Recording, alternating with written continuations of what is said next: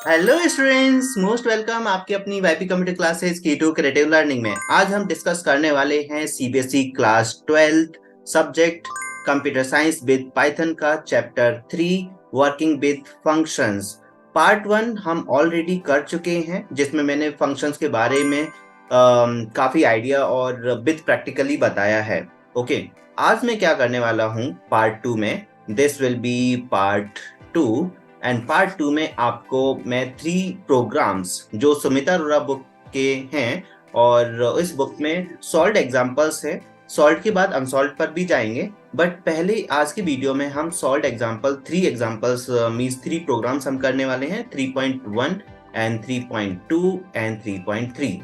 तो ये तो है आज की क्लास का कंप्लीट सिनेरियो कि क्या होने वाला है। तो जल्दी से स्टार्ट करते हैं। चलिए स्टार्ट करते हैं।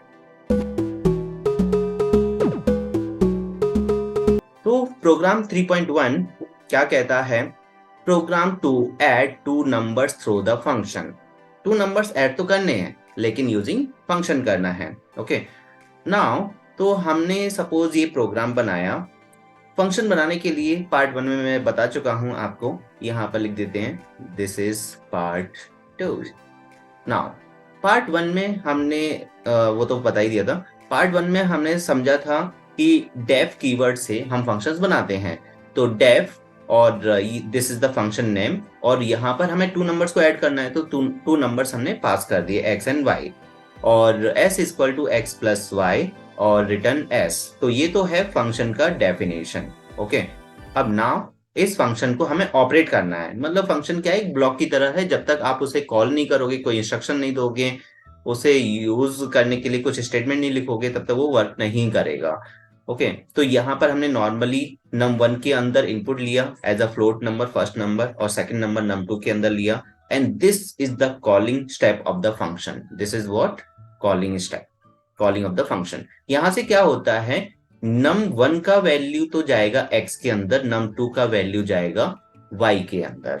ओके, अब मैं थोड़ा सा इरेज कर देता हूँ ये।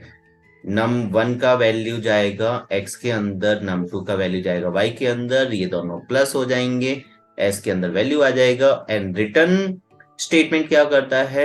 Return keyword return value to the calling part, मतलब वो यहाँ पर रिटर्न कर देगा और ये वैल्यू सम के अंदर आ जाएगी, और उसके बाद एक मैसेज आएगा प्यारा सा, sum of two given number is, and sum यहाँ पर प्रिंट हो जाएगा। ओके, तो ये है प्रोग्राम 3.1 हमने कर लिया। 2 प्रोग्राम्स और करना है, लेकिन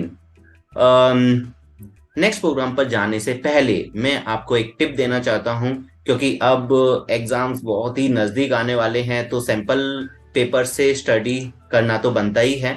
ओके, तो अदर सब्जेक्ट्स का देखो, एक ही सब्जेक्ट्स में पूरा 100 आउट ऑफ 100 लाने से कुछ नहीं होने वाला है, राइट? तो अदर सब्जेक्ट्स की प्रिपरेशन आप कहाँ से कर रहे हो, कैसे कर रहे हो, वो देखना है। तो मेरे पास आपके लिए बहुत ही बेहतरीन सॉल्यूशन है कि अगर आप एजुकाजॉन के सैंपल पेपर से अदर सब्जेक्ट्स को करते हो, कौन कौन से सब्जेक्ट्स हैं वो सैंपल पेपर्स के लिए? मैथमेटिक्स। ओके, तो अगर आप मैथमेटिक्स यहाँ से करते हो, इंग्लिश करते हो, हिंदी करते हो, अगर हिंदी चूज किया है सब्जेक्ट, एंड इसके अलावा भी अदर सैंपल पेपर्स हैं हमारे पास। ओके, तो मेन चीज क्या है, मैंने इनको जस्ट एनालाइज किया है कि यहाँ से अगर आप प्रिपरेशन करते हो तो उन्होंने बेस्ट से बेस्ट क्वेश्चंस को टेक्निकली अरेंज कर कर आपको यहाँ पर दिए हैं। तो अदर्स में आपको यहाँ पर मिल जाएगा, बायोलॉजी भी मिल जाएगा, केमिस्ट्री भी मिल जाएगा, एंड फिजिक्स भी मिल जाएगा। ओके, तो physics, chemistry, biology and English, Hindi and आपका ये मैथमेटिक्स, अगर आप एजुका जोन के सैंपल पेपर से करते हो तो 100 मार्क्स आना तो कंफर्म ही समझिए। ओके, और जो 2 आवर्स का काम है ना, जैसे किसी चैप्टर को करने में 2 आवर्स लग रहे हैं, यहाँ से करोगे वो हाफ एन आवर में हो जाएगा, 1 आवर में हो जाएगा, मतलब टाइम बहुत रिड्यूस हो जाएगा, क्योंकि इन्होंने जो क्वेश्चंस को टेक्निकली अरेंज करके दिया है। ओके, तो बस बेस्ट प्रैक्टिस के लिए मैं सजेस्ट करूंगा कि आप यहाँ से करिए। चलो हम आते हैं फिर अपने सेकंड क्वेश्चन प्रोग्राम पर। ये तो है 3.1, आई थिंक आपको समझ में आ गया होगा। नाउ 3.2। 3.2 में यहाँ पर पहले प्रोग्राम को एनालाइज कर लेते हैं। प्रोग्राम क्या है? Program to calculate simple interest using function interest तो देखो यहाँ फंक्शन का नाम दे दिया है, that can receive principal amount time rate and return the calculate simple interest. It mean simple interest निकालना है। Do simplify the default value for rate time as 10% and 2 years। ये डिफॉल्ट वैल्यू भी बताना है। डिफॉल्ट वैल्यू का मतलब क्या होता है कि आर्गुमेंट्स में ही हम वैल्यू दे दें।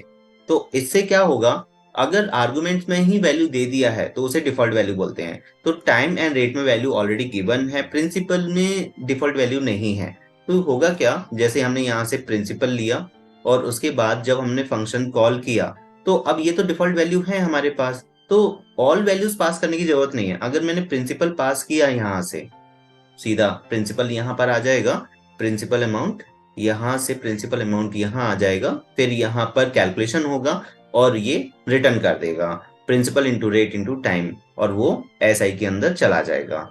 अब देखो यहाँ पर जो रेट है वो 10% है, तो ऑलरेडी यहाँ पर 0.10 लिया है। अगर हम यहाँ 10 लेते तो डिवाइड बाई 100 करना बनता था, इसलिए टेंशन मत लेना, यहाँ डिवाइड बाई 100 इसलिए नहीं किया है क्योंकि ऑलरेडी यहाँ पर 0.10 कर दिया है, तो ये सही है।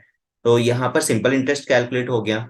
अगर मुझे सपोज यहाँ पर ROI एंटर करना है, एंटर रेट ऑफ इंटरेस्ट, और टाइम भी हमने एंटर किया, तो यहाँ पर हमने क्या किया, प्रिंसिपल भी सेंड किया, टाइम भी सेंड किया। जो न्यू टाइम है अभी यहाँ पर 2 years है, लेकिन यहाँ पर अगर मैंने 3 years एंटर किया तो अब जो कैलकुलेशन होगा वो न्यू टाइम के बेसिस पर होगा। जो डिफॉल्ट वैल्यूज है ना वो ओवरराइट हो जाएगा।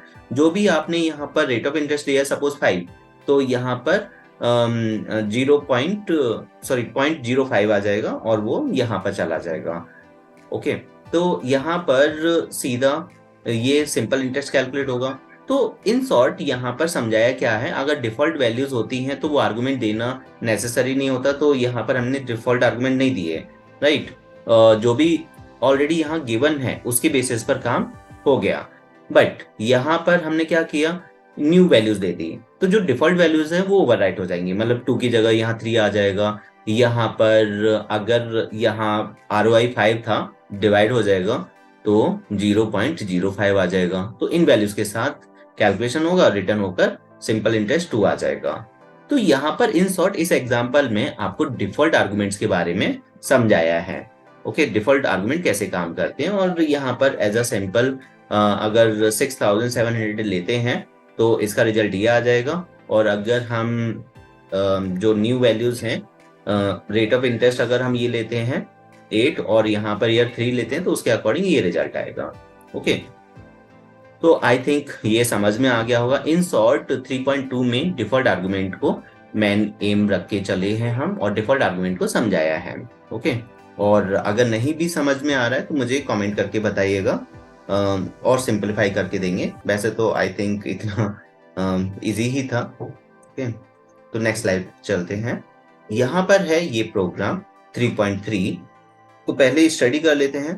प्रोग्राम मतलब प्रोग्राम रीड कर लेते हैं। Program that receives two numbers and function returns program that receives two numbers in a function and returns the result of all arithmetic operations, plus minus multiply divide modulus, मतलब 5 arithmetic operations हमें perform करना है। ये हमने function बनाया, def arithmetic calculation, ऐसे short में नाम कोई भी दे सकते हो, उसका कोई टेंशन नहीं है। ओके, एंड एक्स और वाई ले लिया। अब देखो यहाँ हमने पहले से वैल्यू नहीं लिया है तो यहाँ डिफॉल्ट आर्गुमेंट यूज नहीं हो रहा है, नीचे से वैल्यूज आएंगी जहां हम कॉल करेंगे। एंड यहाँ से हमने रिटर्न किया x plus y, x minus y, x into y, x divide by y और एक्स मॉडुलस वाई। तो हमने यहाँ पर वैल्यूज को इनपुट किया and this is the calling step. Okay, तो यहाँ ये क्या है, ये कॉलिंग स्टेप है। तो num1 का वैल्यू x में जाएगा, num2 का वैल्यू y में आएगा। तो x प्लस वाई जब रिटर्न होगा वो कहाँ जाएगा, मतलब एक्चुअली क्या है, जब वैल्यू रिटर्न होकर आएंगी तो पहला वैल्यू फर्स्ट उसमें जाएगा, सेकंड वैल्यू सेकंड वेरिएबल में जाएगा, थर्ड वैल्यू थर्ड वेरिएबल में जाएगा, फोर्थ में जाएगा एंड फिफ्थ में जाएगा। ओके, तो ये याद रखना कि अगर हम इस टाइप से मल्टीपल रिटर्न चाहिए तो कौन सी वैल्यू कहाँ जाएगी, बस वो एक कंफ्यूजन हो सकता है। ओके, कि यहाँ पर ये वाली वैल्यूज यहाँ जाएगी या यहाँ पर आएगी, ये कंफ्यूजन हो सकता है। तो जिस सीक्वेंस में यहाँ पर है उसी सीक्वेंस में आप उसमें वैल्यूज आएंगे, तो यहाँ कंफ्यूज नहीं होना है। ओके, एंड देन फिर यहाँ पर ये रिटर्न करके भी बताया, एग्जीक्यूट करके अगर 13 और 7 दिया तो यहाँ पर ये रिजल्ट आ जाएगा। आपका काम क्या रहेगा, इन्हें कंप्यूटर से ऑपरेट करके देखना है पाइथन के थ्रू। तो ये तो थे solved example of Sumit Arora book. And इसके बाद और हाँ, सैंपल पेपर से पढ़ना मत भूलना। एजुकाजॉन के जो सैंपल पेपर्स हैं एक बार मैं दिखा देता हूँ। यहाँ से आपके अदर सब्जेक्ट्स की बेस्ट प्रिपरेशन हो जाएगी एजुकाजॉन के पेपर से। तो इसमें physics, chemistry, biology, Hindi, English और मैथमेटिक्स के आपको सैंपल पेपर्स मिल जाएंगे। और जैसा मैंने बताया, इसमें टेक्निकली उन्होंने अरेंज किया हुआ है क्वेश्चंस को, easy to tough, and previous year के पूरा 10 पेपर्स आपको मिल जाएंगे यहाँ पर। ओके, देन तो यहाँ से आप स्टडी कीजिए, और नेक्स्ट क्लास में मैं पार्ट 3 में अनसॉल्व क्वेश्चंस को सॉल्व करेंगे इस चैप्टर के। ओके, तो मिलते हैं पार्ट 3 में। Thank you so much.